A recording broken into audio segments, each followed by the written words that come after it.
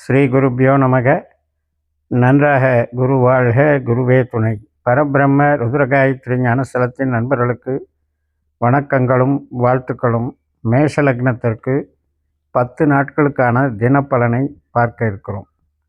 August 9ஆம் தேதி முதல் ஆகஸ்ட் 18ஆம் தேதி வரை.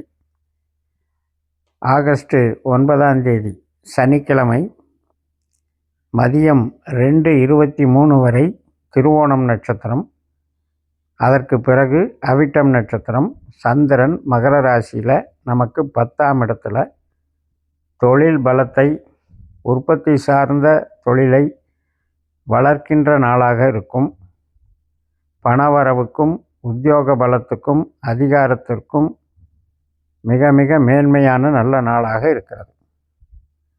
உணவு சார்ந்த தொழிலாக இருக்கலாம், உடை சார்ந்த தொழிலாக இருக்கலாம், அனைத்து விதமான விவசாயம் உட்பட உற்பத்தி சார்ந்த அனைத்து தொழில்களுக்குமே சிறப்பு. அந்த மதியம் 2:23க்கு மேலே அவிட்ட நட்சத்திரத்துக்கு வந்தாலும் கூட இன்றைய பலனை செவ்வாய் தருகிறார். அப்போ இந்த செவ்வாய் கிரகம் சூரியனுடைய நட்சத்திரத்தில் இருக்கார், கன்னி ராசியில். அதனால் காவல்துறை, அரசு அதிகாரிகள், இந்த பொறுப்பில் இருக்கவங்களுக்கெல்லாம் இன்றைக்கி ஒரு முக்கியத்துவமான நாளாக இருக்கும்.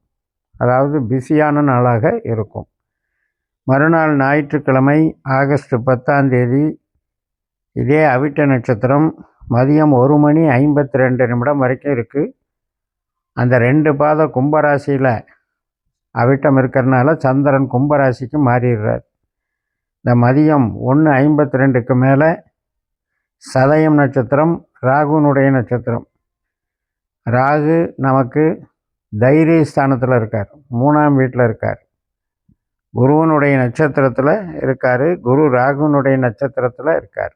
3ஆம் இடத்துல குரு ராகுனுடைய நட்சத்திரத்திலையும், 11ஆம் இடத்துல ராகு குருவனுடைய நட்சத்திரத்திலையும். இந்த 3ஆம் பாவம் 11ஆம் பாவங்கிறது தகவல் தொடர்பு, மூளை உழைப்பு, சுபகாரியங்கள், பத்திரப்பதிவுகள், அக்ரிமெண்ட் போடுறது, திருமணம் சார்ந்த விஷயங்களில் ஒருத்தருக்கொருத்தர் இன்ட்ரடக்ஷன் பண்ணிக்கிறது, இதுக்கெல்லாமே சாதகமாக இருக்கிறது.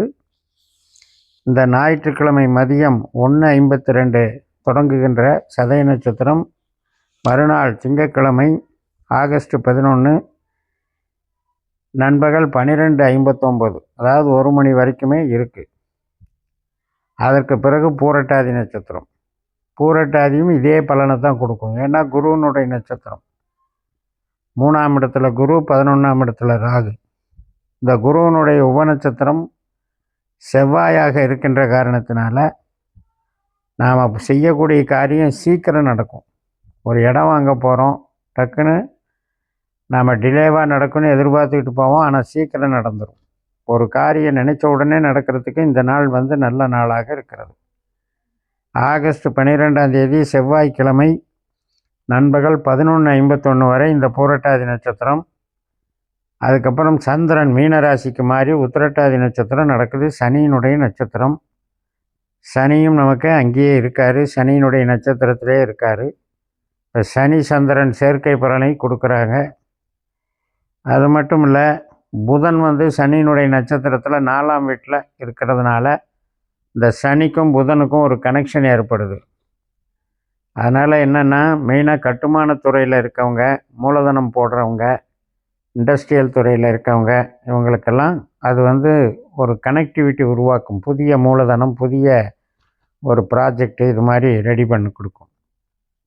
ஆனால் உறவுகள் முறையில் இது நல்லது அல்ல. இந்த புதனும் சனி நட்சத்திரம், சனியும் சனி நட்சத்திரங்கிறது உறவுகள் முறைகள், மெயினாக மாமன் வர்க்க உறவு முறை மற்றும் நமக்கு நண்பர்கள் வட்டாரம், வீட்டில் இருக்கக்கூடிய இளைஞர்கள், இதெல்லாமே கொஞ்சம் இந்த நம்ம மேஷத்துக்கு பொறுத்த வரைக்கும் கொஞ்சம் செலவுகளையும் உறவு சார்ந்த வகையில் அதிருப்தியையும் கொடுக்கக்கூடிய ஒரு அமைப்பு. அது மட்டும் இல்லை, இந்த சனியினுடைய உபநட்சத்திரமே புதனாக வருது. அப்போ ஏதோ ஒரு வகையில் கடன் சம்மந்தப்பட்டதில் மாற்றி விடுறது, ஒரு கடனை வாங்கி இன்னொரு கடன் அடைக்கிறது, அல்லது எதிரிகள் தொல்லை, உடல் உபாதைகள், இது போன்ற திசாபுத்தியில் ஏற்கனவே நமக்கு அது பிரச்சனையில் மாட்டிகிட்டு இருக்கவங்களுக்கு இன்றைக்கி கொஞ்சம் சிவியராக இருக்கும். மறுநாள் ஆகஸ்ட் 13ஆம் தேதி புதன்கிழமை நமக்கு உத்திரட்டாதி நட்சத்திரம் வந்து காலையில் 10:32 வரைக்கும் இருக்குது. அதுக்கப்புறம் ரேவதி நட்சத்திரம், அதே மீனராசியில் தான் சந்திரன் இருக்கார், புதனுடைய நட்சத்திரமாக செயல்படுறாரு. மறுபடியும் இந்த புதனுக்கும் சனிக்கும் அந்த 4-12 கனெக்டிவிட்டி தான். ஆனால் புதனுடைய உபநட்சத்திரம் வந்து சுக்கிரனாக இருக்கிறபடியினால், இந்த சுக்கிரன் என்பது நமக்கு சாதகமாக இருக்கிறபடினால குருவோடு சேர்ந்து ஏதோ ஒரு பிரச்சனையிலிருந்து விடுதலை கிடைக்கும். ஒரு இடமாற்றம், வீடு மாற்றம், டிரான்ஸ்ஃபரு, இது சம்மந்தப்பட்ட நிகழ்வுகளுக்கு நமக்கு பிடித்த இடத்துல மாறுதல் கிடைக்கிறதுக்கு சாதகமாக இருக்கும்.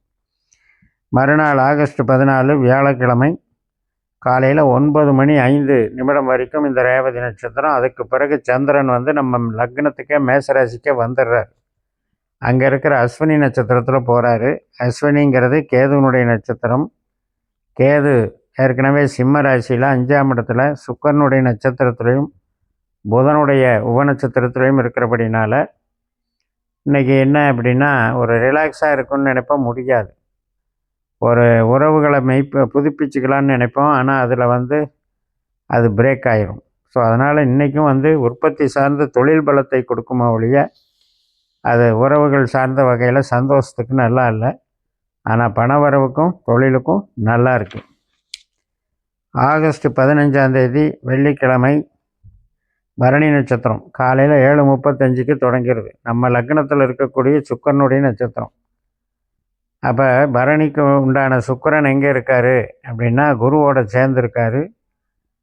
குருவனுடைய நட்சத்திரத்திலையும் சனியினுடைய உபநட்சத்திரத்திலையும் இருக்கின்றபடினால இன்றைக்கி ஏதாவது ஒரு தகவல் தொடர்பு பண்ணலான்னு நினைக்கிறது, பிரயாணம் போகலான்னு நினைக்கிறது, இதுக்கெல்லாம் தடையாக இருக்கும். அதனால் இன்றைக்கி என்னென்னா கொஞ்சம் செலவுகள் இருக்கிறபடினால, அலைச்சல் இருக்கிறபடினால நாம் கொஞ்சம் பொறுமையாக கையாண்டுக்கணும். ஆகஸ்ட் 16ஆம் தேதி சனிக்கிழமை காலையில் 6:06 கார்த்திகை நட்சத்திரம் 1ஆம் பாதம் நம்ம மேசராசியில் ஆரம்பிக்குது. 2ஆம் பாதத்துக்கு போகும்போது நண்பகல் 11:43 ஆயிடுது. அப்போ சந்திரன் சூரியனை போல செயல்படக்கூடிய நாள் இது. இந்த சூரியனும் வந்து கடகராசியில் 4ஆம் இடத்துல புதனுடைய நட்சத்திரத்திலையும் சனியினுடைய உபநட்சத்திரத்திலையும் இருக்கின்றபடினால இன்றைக்கும் இந்த மாதிரி கன்ஸ்ட்ரக்ஷன் ஒர்க்கு, பில்டிங் ஒர்க்கு, உற்பத்தி சார்ந்த தொழில்கள், வீட்டுக்கு தேவையான பொருள் செலவுகள், ஏதாவது ஒரு பிஸ்னஸ் மூலதனம் இப்படி நடந்தாலும் கூட உறவினர்கள் மத்தியில் சின்ன சின்ன அந்த சலனங்கள் இருந்துக்கிட்டே இருக்குது. மறுநாள் ஆகஸ்ட் 17 ஞாயிற்றுக்கிழமை ரேவதி நட்சத்திரம், கிருத்திகை ரோகிணி நட்சத்திரம்.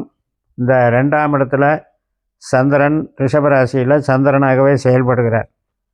இன்றைக்கி பண வரவு நல்லாயிருக்கும், தொழில் பலம் நல்லாயிருக்கும். அனைத்து விதமான தொழில், உற்பத்தி சார்ந்த தொழில், கன்ஸ்ட்ரக்ஷன் தொழில், விவசாயம், நீர்வளத்துறை எல்லாமே சிறப்பாக இருக்குது. மறுநாள் ஆகஸ்ட் 18 திங்கட்கிழமை மிருகசிரீஷ நட்சத்திரம். இந்த மிருகசிரீஷ நட்சத்திரமும் முழுக்கவுமே இருக்குது. 2 பாதம் ரிஷபராசியில், 2 பாதம் மிதுன ராசியில் இருக்குது. செவ்வாயினுடைய பலனை தரக்கூடியது. செவ்வாய் கிரகம் வந்து நமக்கு கன்னி ராசியில் அஸ்த நட்சத்திரத்தில் போகிறார். சந்திரனுடைய நட்சத்திரத்துலேயும் ராகுனுடைய உபநட்சத்திரத்துலேயும் போகிறதுனால இன்றைக்கி வந்து நமக்கு வேலையில் வந்து ரிலாக்ஸாக இருக்கும். இப்போ வேலை சார்ந்த சின்ன சின்ன இன்டர்னல் சேஞ்சஸ் நடக்கிறதுக்கு ரிலாக்ஸாக இருக்கும். லாபம் கிடைக்கும். நம்ம எதை எடுத்தாலும் லாபம் கிடைக்கும். மனசுக்கு நாம் எதிர்பார்க்கிற நிகழ்வுகள் வந்து நல்லபடியாக நடக்கும்.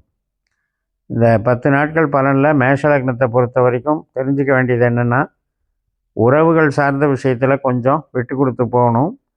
அதே பொருளாதாரம் நல்லா இருக்குது, தொழிலுக்கு நல்லா இருக்குது. என்னதான் விரயச்சனியாக இருந்தாலும் கூட இந்த நட்சத்திரங்கள் எல்லாமே சேர்ந்து நமக்கு உற்பத்தி சார்ந்த தொழிலுக்கு பக்கபலமாக இருக்கிறது என்று சொல்லி நிறைவு செய்கிறேன். இந்த சேனலை சப்ஸ்கிரைப் பண்ணி ஷேர் பண்ணுங்கள். உங்கள் தனிப்பட்ட ஜாதக பலாபலன்களை என்னுடைய வாட்ஸ்அப் நம்பரில் தொடர்பு கொண்டு பலன் பெறுங்கள். உங்களிடமிருந்து விடைபெறுகிறேன். உங்கள் ஜெயம். நன்றி, வணக்கம்.